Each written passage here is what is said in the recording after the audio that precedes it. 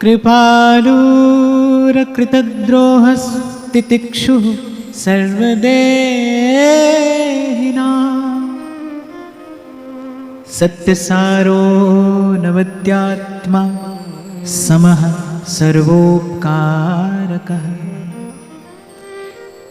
कामैर्हतधीर्दान्तो मृदुः शुचिरकिञ्चनः अनीहो मितभुक् शान्तः स्थिरो मच्छरणो मुनिः।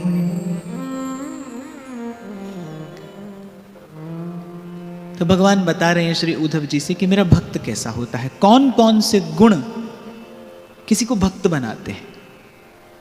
वैसे तो भक्ति स्वतंत्र सकल गुण खानी, जिसके हृदय में प्रभु के चरण कमलों की निष्कपट भक्ति है, सर्व सद्गुण आकर उस हृदय का सेवन करते हैं।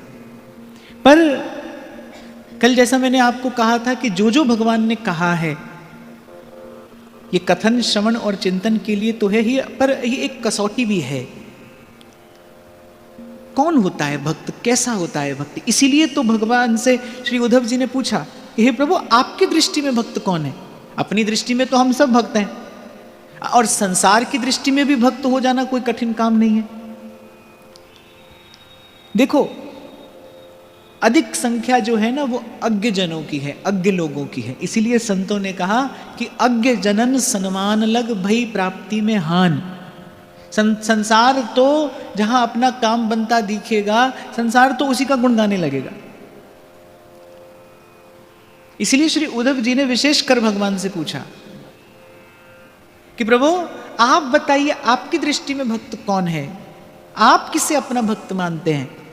देखो ये जो भक्ति का नाता है, ये जो संबंध है, ये कब पूर्ण होता है, जब भगवान स्वीकार कर लेते हैं। वैसे तो कोई भी संबंध हो एक पक्षीय नहीं होता। संबंध तभी है ना जब दोनों पक्ष उसे स्वीकार कर ले, आदर से स्वीकार कर ले। ऐसे कब भगवान स्वीकार करते हैं, ये बड़ी बात है। तो सबसे पहले भगवान ने क्या कहा था, कृपालु। भगवान ने कहा भाई ये सबसे पहला गुण है जो मैं अपने भक्त में देखता हूं, कृपालु। वो कृपालु हो माने उसके हृदय में दया हो, प्राणी मात्र के प्रति दया। ऐसा हृदय जो किसी दूसरे का दुख न देख सके, ऐसा हृदय, ऐसा कोमल हृदय। हमारे ध्रुवदास जी कहते हैं ना, माखन सो माखन मिले कठोरता ना चाहिए।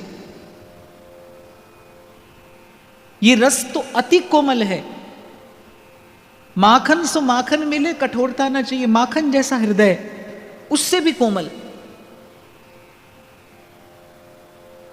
और फिर भगवान ने कहा वो अजात शत्रु हो, उसका किसी से कोई द्रोह ना हो। किसी के प्रति भी अहित का भाव रखने से परिणाम क्या होता है, अपना हृदय कठोर हो जाता है। अरे ध्रुवदास जी तो कहते हैं अत्यंत आचार विचार का पालन करने से भी हृदय कठोर हो जाता है। कठोर कठोर व्रत आदि करने से भी हृदय कठोर हो जाता है। शुद्ध भक्ति के मार्ग पे, सहज भजन के मार्ग पे इसकी कोई आवश्यकता नहीं है। इसलिए कई बार मैं आपको कह देता हूं ना कि माला फेरते हैं तो कुछ लोग कहते हैं कि सुमेरु लांघना चाहिए कि नहीं लांघना चाहिए, ये उंगली कहीं लग नहीं जाए। तो ये सब ठीक है भाई, ये सब शास्त्र में ही लिखी हुई बात है। पर किसके लिए है, जो किसी कामना को लेकर भजन कर रहा है, साधन कर रहा है, उसके लिए विधि भी है और निषेध भी है। लेकिन जो सहज भाव से भजता है उसके लिए कोई नियम नहीं है।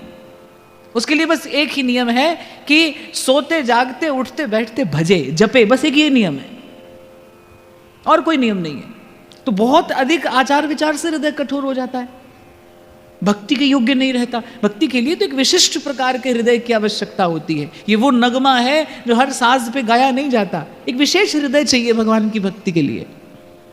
इसलिए भगवान ने पूर्व में विधि बताई कि वैसा हृदय प्राप्त करने के लिए क्या करे, सत्संग में बैठकर और सत्पुरुषों के मुख से मेरी कथा का श्रवण करे।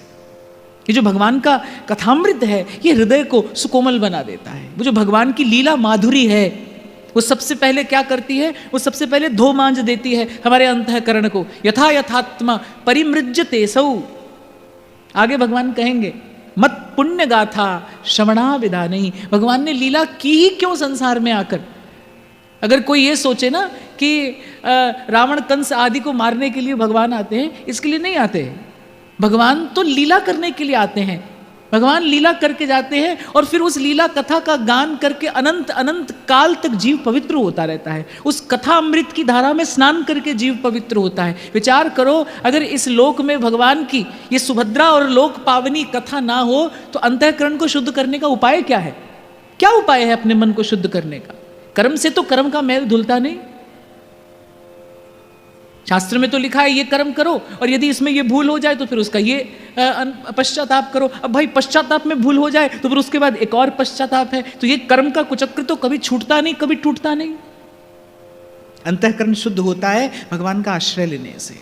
अंतःकरण शुद्ध होता है, सीधी सीधी सी बात है, सरल से शब्दों में कहूं, बस प्रभु को याद करने से मन शुद्ध होता है, मन निर्मल होता है। यही अंतःकरण का स्नान है। अरे ध्रुवदास जी ने तो बिल्कुल स्पष्ट लिखा, कहा कि अनेक कठोर साधन से तो शुद्ध भक्ति हूं ना बने तो प्रेम लक्षणा कैसे हृदय में आवे। माने ये सब कहा किस लिए जा रहा है कि कोई भी ऐसी चेष्टा हमसे ना हो जिससे हमारा मन कठोर हो जाए, भजन के योग्य ना रहे। खैर भगवान ने तो कहा भाई किसी के प्रति बैर विरोध का भाव मन में ना हो, ऐसा होगा तो हृदय कठोर हो जाएगा, हमारे भजन के योग्य नहीं रहेगा। तो कृपालु, फिर उसका किसी से कोई द्रोह ना हो, और फिर भगवान कहते हैं तितिक्षु माने सहनशील हो, तरोरपि सहिष्णुना। आप देखो श्री चैतन्य महाप्रभु ने बहुत थोड़ा सा कुछ कहा, लेकिन जो कहा है वो सब वेद शास्त्रों का सार कहा है। उतनी बात समझ में आ जाए तो कुछ और जानने की बहुत अधिक आवश्यकता नहीं है। पर श्री चैतन्य महाप्रभु पहली बात कहते हैं, तृणादपि सुनीचेन तरोरपि सहिष्णुना अमानिना मानदेन कीर्तनीय सदा हरिहि।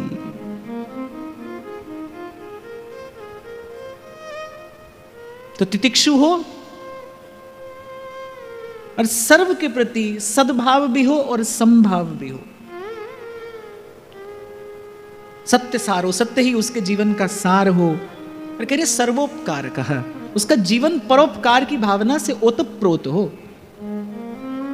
कोई दिन हमारे जीवन से ऐसा ना जाए जिस दिन हमसे कोई सेवा ना बन पड़े।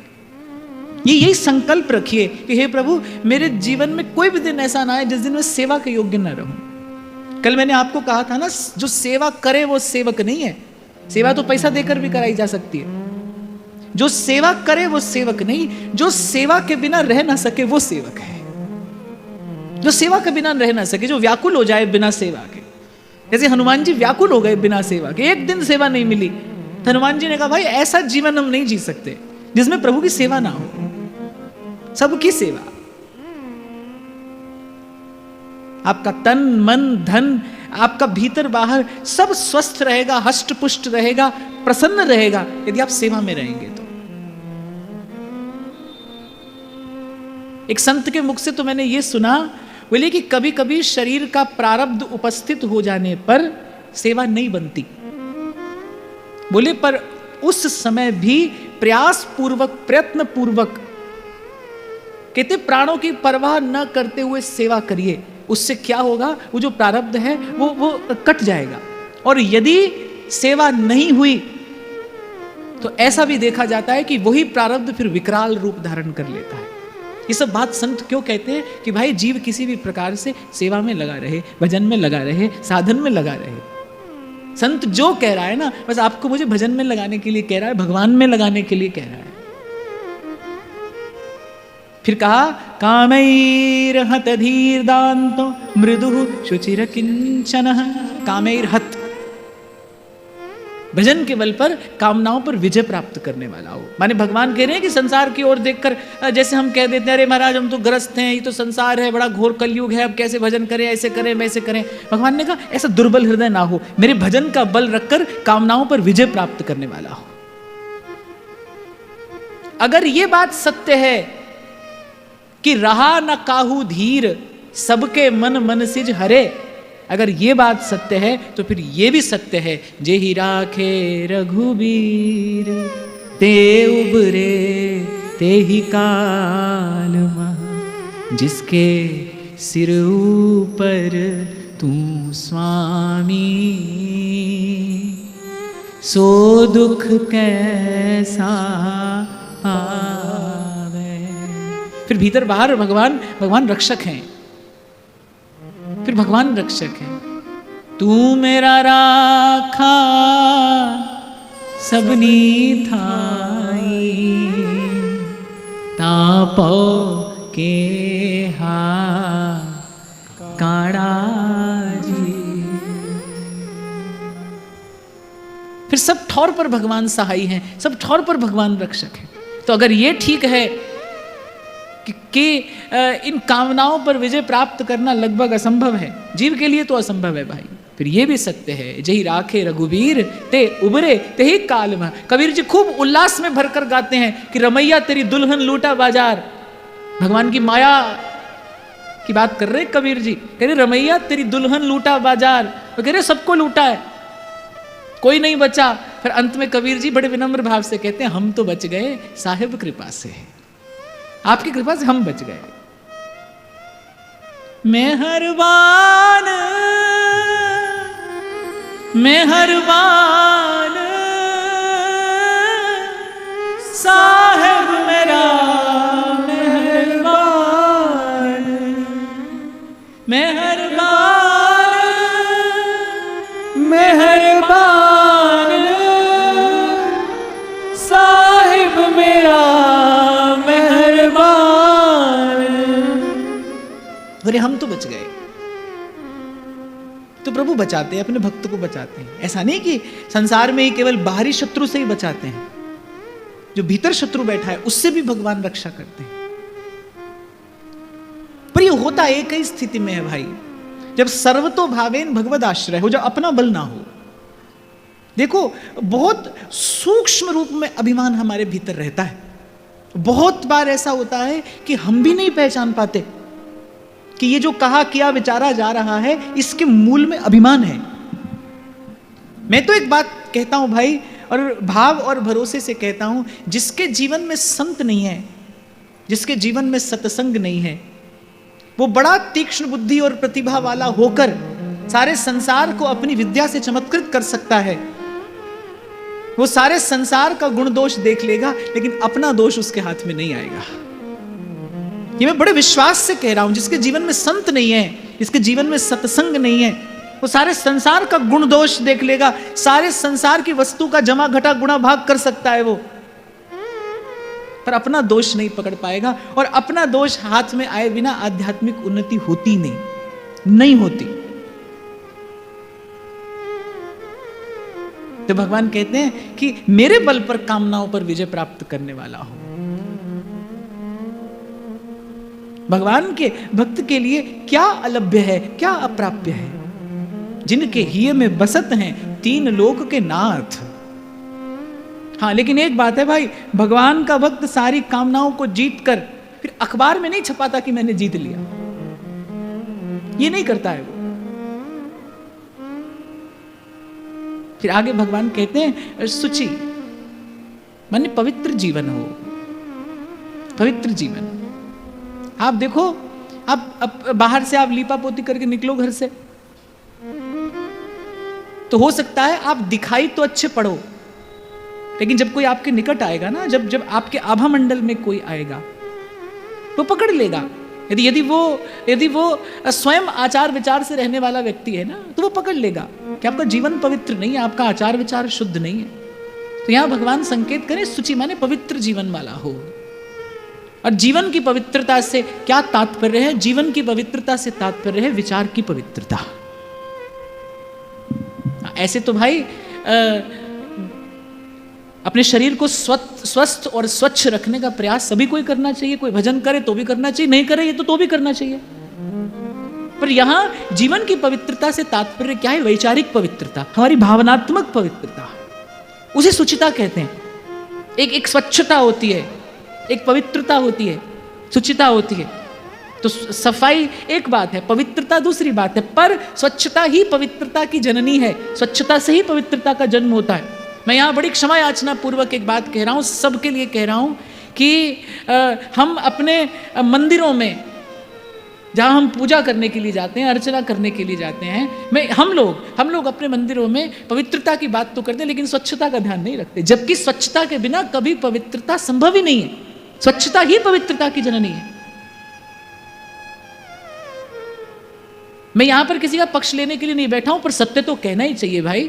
और गुण तो जहां भी देखो उसका आदर करना चाहिए और उसको ग्रहण भी करना चाहिए। आप कभी गुरुद्वारे में जाइए, आप देखिए आपको धूल का कोई कण भी वहां पर मिले तो वहां प्रत्येक व्यक्ति उसे अपने गुरु का घर जानकर मानकर और सेवा में लगा है। और यहां आप लाते हैं फूल की माला, ऐसे फेंकते हैं, वो फूल फिर पांव के नीचे आता है, प्रसाद पांव के नीचे आता है। श्री डोंगरे जी महाराज तो कहते थे पुष्प में लक्ष्मी का वास है, केवल भगवान ही उस पर चरण रख सकते हैं, प्रभु को ही चरण रखना चाहिए। और कभी कभी देखा जाता है प्रसाद का भी अनादर होता है मंदिर में। हम लोग तनिक भी ध्यान नहीं रखते अपने मंदिरों की स्वच्छता और पवित्रता का। कैसे पवित्रता की बात हो जाएगी जब वो स्थान स्वच्छ ही नहीं होगा? तो ये बात मैंने प्रसंग उपस्थित होने पर निवेदन की। मैं तो कई बरस से आपको कहता हूँ, सब लोग फूल माला चढ़ाने जाते हैं ना, आप वो जो माला चढ़ी रहती है ना यहाँ वहाँ बिखरी रहती है, आप उसको बीनने के लिए चले जाया करो। आपको माला चढ़ानी नहीं, आप वहां से बीन लिया करो उसे, तो यहाँ वहां बिखरा है, वो हमारी श्री जी का आंगन है। ये हमारा कार्य है, ये हमारा कर्तव्य है। तो भगवान ने कहा सुचि माने पवित्र हो। जब पवित्र कहा तो माने स्वच्छ तो हो ही गया, पवित्र हो। हमारे नागरी दास जी कह रहे शुद्ध शरीरी साधु सजाती। गंगा जल के समान पवित्रता साधु के जीवन में हो, भक्त के जीवन में हो। फिर भगवान कहते मृदु, मधुर स्वभाव, वाणी मधुर हो, स्वभाव मधुर हो। अपने स्वभाव से भगवान की मधुरता का ही प्रसार करे। 15-16 बरस पहले की बात हुई, मैं एक संत से मिलने के लिए गया और मैंने उनके चरणों में प्रणाम किया और मैंने कहा कि बस आपके चरणों में हमको सदा स्थान मिले, ऐसा मैंने उनसे कहा। तो इतने प्रेम में भरकर उन्होंने कहा कि अरे मेरे हृदय में बहुत स्थान है, मैं वहां पर स्थान देने के लिए भी तैयार हूं। आप चरणों की बात करते हैं। एक ही बार मेरा जीवन में उनसे मिलना हुआ, लेकिन कुछ ऐसी रीति से उन्होंने ये बात कही कि वो बात अभी तक मेरे मन में है, वो क्षण अभी भी जीवंत है। प्रेम किसी भी क्षण को जीवंत कर देता है ना। जिस क्षण कालिंदी के कूल पर श्री कृष्ण और गोपांगनाओं के मध्य वो प्रेम लीला संपन्न हुई, वो जो क्षण था वो कालातीत हो गया। अब समय कितना भी आता रहे जाता रहे, कोई भी युग परिवर्तन होता रहे, लेकिन वो क्षण सदा जीवित रहेगा। तो प्रेम किसी भी क्षण को जीवंत कर देता है, माया काल से परे कर देता है। तो ऐसे प्रेम में भरकर उन्होंने मुझे वो बात कही, ऐसे उनके शब्द थे कि जैसे सुनकर अपना रोम रोम शीतल हो गया हो, प्रसन्न हो गया हो।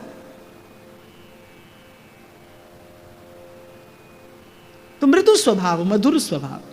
अब हमको तो पता नहीं ऐसा कब मिलेगा, पर भगवान ऐसा ही गुण बताते हैं, ऐसा स्वभाव भगवान के भक्त का हो। फिर आगे भगवान कहते अकिंचन,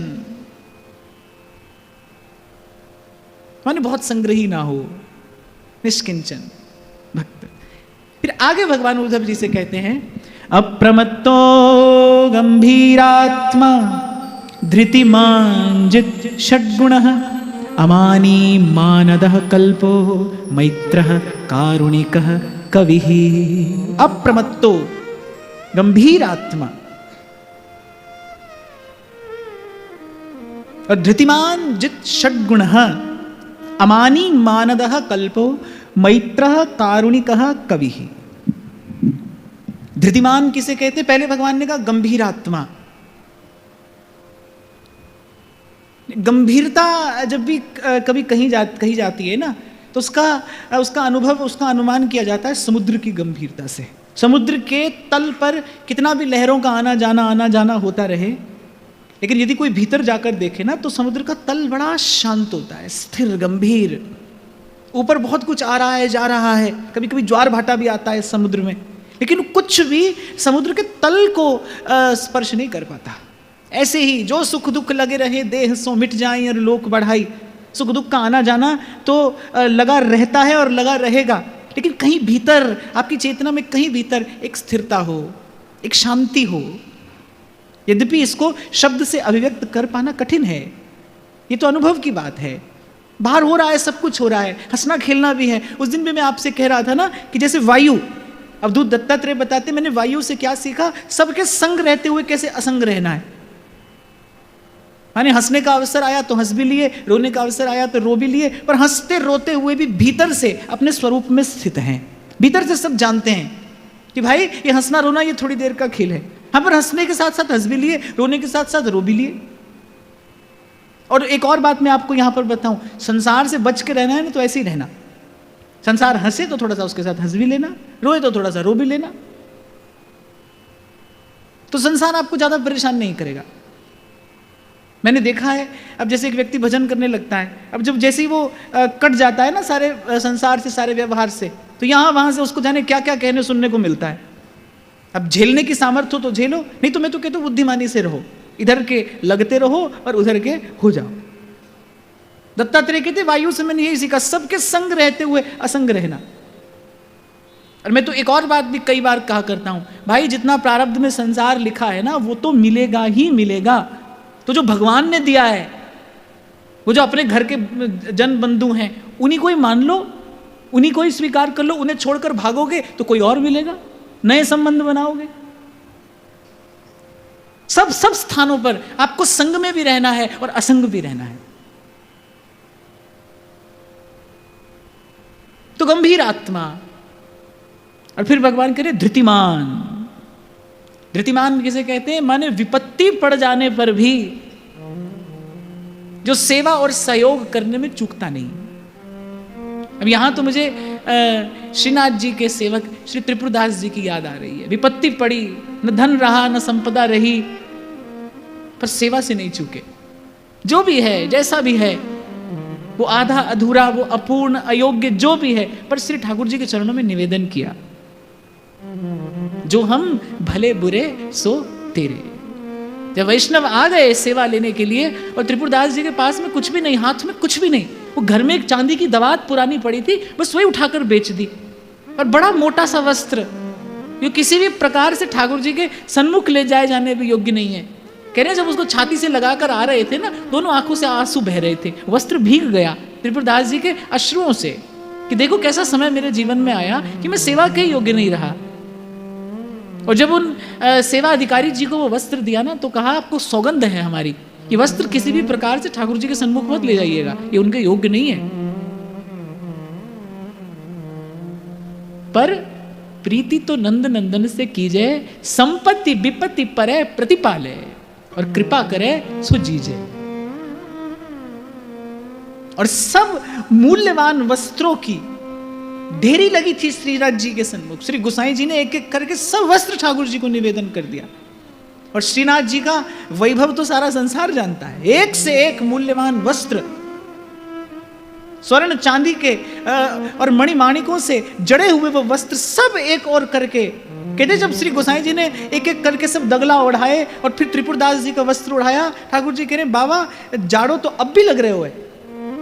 कि ठाकुर जी ने जब कहा कि बाबा जाड़ा तो अब भी लग रहे हो है, तो गोसाई जी ने मन में सोचा कि ठाकुर जी और क्या लीला करना चाहते हैं, भक्त का वस्त्र तो हमने निवेदन कर दिया। श्री ठाकुर जी कहने लगे, बोले बाबा बाकी सब वस्त्र हटाओ, एक यही वस्त्र मोकू ओढ़नो है, सब हटाकर। और कहते हैं कि वो वस्त्र तो भंडार में कहीं सब वस्त्रों के नीचे रखा था, थोड़ा मैला भी हो गया था, वो थोड़ा मैला भी हो गया था। तभी भाई संतों के मुख से मैंने सुना है कि ये ब्रज का जो ठाकुर है ना, रुलाता तो है पर एक एक अश्रु का मोल भी चुकाता है। वो भक्त के अश्रु हैं, उसे भगवान यहां वहां जाने नहीं दे सकते। हृदय से लगाया श्री ठाकुर जी ने त्रिपुरदास जी के भेजे उस वस्त्र को, धृतिमान भक्त की भेजी हुई सेवा। उस दिन में मैं आपको निवेदन कर रहा था, प्रभाव में सेवा करना अच्छी बात है। आपके पास प्रभाव है, धन है, संपत्ति है, वैभव है, उसमें सेवा करना बहुत अच्छी बात है, ये भी बड़ी कृपा से होता है। पर जो अभाव में सेवा करे तो बड़ी ऊंची बात है भाई,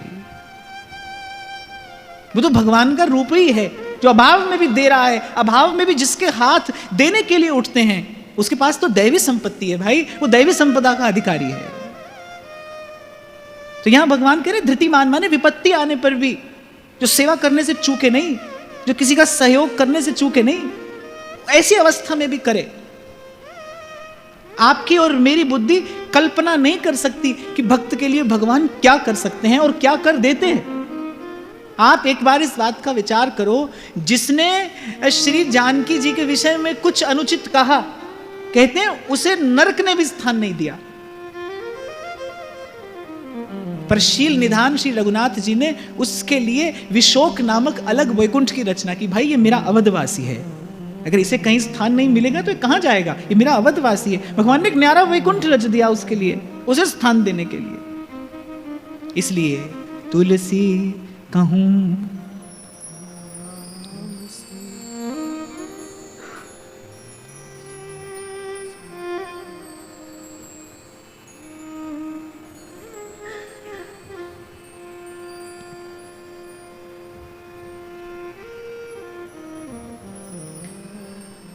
तुलसी कहूं न राम से,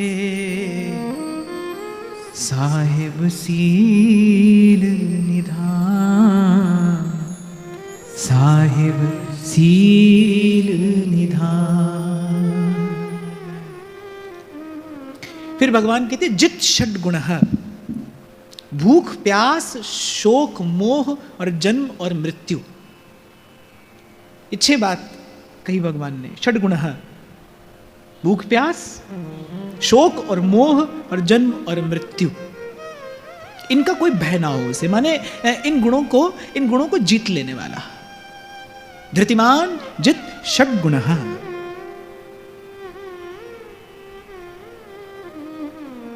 देखो संयम जो है उसे बहुत धीरे धीरे साधा जाता है। ये जितने भी व्रत उपवास आदि की व्यवस्था यहाँ वेद शास्त्र करते हैं, वो इसलिए नहीं कि भगवान मिले, केवल संयम के लिए, हमारे जीवन में संयम आए। कैसे हमें संयम का अभ्यास कराया जाए, केवल संयम का अभ्यास कराने के लिए ये सब विधियां हैं। तो सबसे पहले भूख और प्यास, तन सधा तो मन सधेगा, फिर शोक और मोह, फिर उसके बाद सबसे अंत में जन्म और मरण। हाँ, इनको जीतने वाला हो। भगवान कह रहे हैं मेरे बल पर इनको जीता जा सकता है, मेरी भक्ति के बल पर इनको जीता जा सकता है। और फिर आगे भगवान कहते हैं अमानी मानदह। अनेक अनेक स्थानों पर भगवान ये बात कहेंगे। जब शिष्य का भगवान स्वरूप बता रहे थे तब भी भगवान ने कहा, अब जब भगवान अपने भक्त की बात कर रहे तब भी भगवान ने अमानी ना मान देना कीर्तनी ये सदा हरि। बोले भजन करने के योग्य वही है भाई जो दूसरे को आदर देता है, जो दूसरे को सम्मान देता है। मैंने देखा बहुत लोग जीवन भर इसी अभाव में ही रहते हैं, वो भीतर से बड़े रूखे सूखे से हो जाते हैं। बोले हमको किसी ने सम्मान नहीं दिया, हमको सम्मान नहीं मिला, मांग मांग कर सम्मान लेते हैं। अंग्रेजी में भी एक कहावत है, respect is always commanded, it's never demanded. मांगा नहीं जाता है सम्मान, सम्मान तो मिलता है। आपके व्यक्तित्व में, आपके आभा मंडल में कुछ ऐसे होता है, कोई ऐसी प्रतिभा होती है आपके पास जिससे आप सम्मान के अधिकारी बनते हैं। छीन झपट कर नहीं लिया जाता है सम्मान, मांग कर नहीं लिया जाता है सम्मान। हम जैसे लोग, हमको कहीं जाना हो तो पहले 2-4 चेला चपाटा जाते हैं, बोले जाकर देखो बैठने की व्यवस्था कैसी है, हम कहाँ बैठेंगे, कैसा बैठेंगे, कैसा हमारा आसन होगा, छतरी लगी है कि नहीं लगी। अरे भगवान कह रहे ना, मेरे भक्त में ऐसा कुछ नहीं होता। नार के तो परमे पदे थवा। और ठाकुर जी की लीला ऐसी है भाई, भगवान सब रंग दिखाते हैं अपने भक्त को।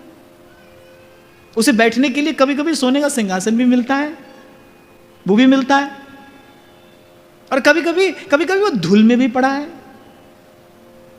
मर्जी हुई जो यार की तो घर छोड़कर बैठे, मोड़ दिया जहां मुंह वही मोड़ कर बैठे। कह रहे गुदड़ी जो उड़ाई तो वही ओढ़ कर बैठे। अब दे दिया है शॉल तो फिर शॉल में खुश हैं, और पूरे हैं वही मर्द जो हर हाल में खुश हैं। तो मैं तो कभी कभी ये भी सोचता हूं कि ऐसा हो सकता है किसी दिन आपको सम्मान न मिले, पर मुझे लगता है ऐसा जीवन बनाया जा सकता है कि आप एक भी दिन सम्मान दिए बिना न रहें। दीजिए, दिया तो जा सकता है। एक और बात मैं यहां पर कहूं भाई, हमारे यहां जहां जहां दान की बात कही है ना, वहां दान से पहले पात्र की बात की है। जिसका पेट भरा हो उसको भोजन का दान नहीं करना चाहिए, क्योंकि वो पात्र नहीं है, वो अधिकारी नहीं है। भूखा ही भोजन का अधिकारी है। जिसके तन पर वस्त्र नहीं है उसी को ही वस्त्र दीजिए। संसार की रीति तो बड़ी न्यारी है, जिसके पास मैला कुचैला है उसको देता भी संसार मैला कुचैला ही है, अपना उतरा हुआ ही वस्त्र देता है, फटा पुराना ही देता है। पर मुझे ऐसा लगता है कि सम्मान किसको दिया जाए? सम्मान उसको दिया जाए जो दीनहीन है, जो अपनी प्रतिभा के बल पर संसार से सम्मान नहीं प्राप्त कर पा रहा है, उसको सम्मान दीजिए। आपके घर का जो सेवक है, जो सहयोगी है, उसको सम्मान दीजिए। अब आप सोचोगे महाराज उसको सम्मान देंगे तो सर पर चढ़कर बैठ जाएगा। अब भाई या तो संसार साध लो या भगवान की बात सुन लो। आपको संसार और व्यवहार साधना है तो उसके नियम अलग हैं, उसका कानून अलग है। पर यदि आपको स्वयं को साधना है, व्यवहार साधने की जो रीति है वो अलग है, स्वयं को साधने की रीति अलग है। यदि आपको स्वयं को साधना है तो फिर भगवान की बात सुनिए, भगवान क्या कह रहे हैं। तो जैसे भूखा व्यक्ति भोजन का अधिकारी है, ऐसे जो प्रारब्ध के बल पर दीन है, हीन है, जो अपनी प्रतिभा के बल पर इस जीवन में सम्मान अर्जित नहीं कर पा रहा है, प्रेम के दो बोल जिसके भाग्य में नहीं आए हैं, आप उसे दीजिए, मुस्कुरा कर दीजिए, आदर और सम्मान से उसे दीजिए। तो सम्मान दे तो हम सकते हैं, सदा दे सकते हैं। और मैंने तो ये भी देखा है भाई, जब आप देते हैं प्रेम और सम्मान, प्रकृति आपको अनंत गुना करके लौटाती है। मेरा तो ऐसा मानना है, मैं तो जीवन में थोड़ा अनुभव करके आपसे कह रहा हूं, आप जिसे दोगे हो सकता है वो आपको नहीं लौटाए। कभी कभी ऐसा होता है और प्राय करके ऐसा ही होता है, आप जिसे दोगे वो आपको नहीं लौटाएगा, पर प्रकृति आपको लौटाएगी, प्रकृति आपको अवश्य लौटाएगी। कोई आएगा आपके जीवन में उससे अनंत गुना लेकर। यद्यपि इस व्यापार बुद्धि से हमें ये हित नहीं करना है, इस व्यापार बुद्धि से हमें ये व्यवहार नहीं करना है, पर ये सत्य है, ऐसा होता है, ऐसा ही होगा। आप इसे जीवन में अनुभव करके देखिए। प्रेम का दो बोल तो दीजिए भाई, सम्मान के नाम पर कुछ और नहीं दे सकते तो प्रेम के दो मीठे बोल तो अवश्य दीजिए, क्योंकि आप साधक हैं, क्योंकि आप प्रभु के होने जा रहे हैं। श्री डोंगरे जी महाराज तो बार बार कहते थे, बोले हाथ में माला है और नाटक हो रहा है भजन का, और अपने घर के सेवक सहयोगी पर आप चिल्ला रहे हो। बोले कितना बड़ा दंभ है ये, कितना बड़ा पाखंड है। कहां जान के लेते हैं दीन बंधु को नाम। अरे वो तो भगवान नाम लेने का अधिकारी नहीं है, वो तो भजन का अधिकारी नहीं है। आपके रोम रोम से, आपके रोम रोम से इस समग्र संसार में, इस अस्तित्व में हित प्रसारित हो, किसी का हित साधन करें हम। अमानी मानदः कल्पो। अच्छा, और ये जो लक्षण है ना, ये भगवान का लक्षण है। भगवान है ऐसे, सबको सम्मान देते हैं पर अपने लिए नहीं चाहते। भगवान सबको यश देते हैं पर अपने लिए नहीं चाहते। कल भी मुझे कोई मिला, वो कह रहा था कि बोले देखो आपके प्रयास ने, आपकी कथा ने कितने लोगों का जीवन बदल दिया। और मैं मन में ये सोच रहा था कि देखो ये यश तो प्रभु के हिस्से का है, पर प्रभु मुझे दे रहे हैं। यश तो भगवान के हिस्से का है। इस संसार में जो भी सुंदर है, जो भी शुभ है, जो भी मंगलमय है, उसका श्रेय, उसका अधिकारी केवल केवल और केवल प्रभु है, और कोई नहीं। गुण सब तेरे, गुण सब तेरे। ज्ञान त्यान किछ कर्म न जाना, और सार न जाना तेरी। सब तो वड्डा सतगुरु नानक जिस कल राखी। महाराज तो गाकर कहते हैं, कहो नानक सब तेरी वड्याई, कोई नाम न जाने मेरा। पर ऐसा हमारे ठाकुर का स्वभाव है, प्रभु यश देते हैं, दूसरे को देते हैं। करने कराने वाला स्वयं, पर सबकी नजरों से प्रभु खुद को छिपा कर रखते हैं, खुद को बचा कर रखते हैं। तो ये भगवान का गुण है, अमानी और मानद है। सबको सम्मान देकर स्वयं अमानी बने रहते हैं। कितने कितने प्रसंग आए, और सम्मान केवल हाथ जोड़कर ही नहीं दिया जाता है, सम्मान देने के बहुत तरीके होते हैं। आपने किसी के अभाव को यदि पूरा कर दिया है तो ये उसको सम्मान देना ही है, ये उसको सम्मान देना ही है। आप देखो कि देख सुदामा की दीन दशा, करुणा करके करुणानिधि रोए, और पानी परात को हाथ छुयो नहीं, नैनन के जल सो पग धोए। कैसे प्रभु सम्मान दे रहे हैं सुदामा को।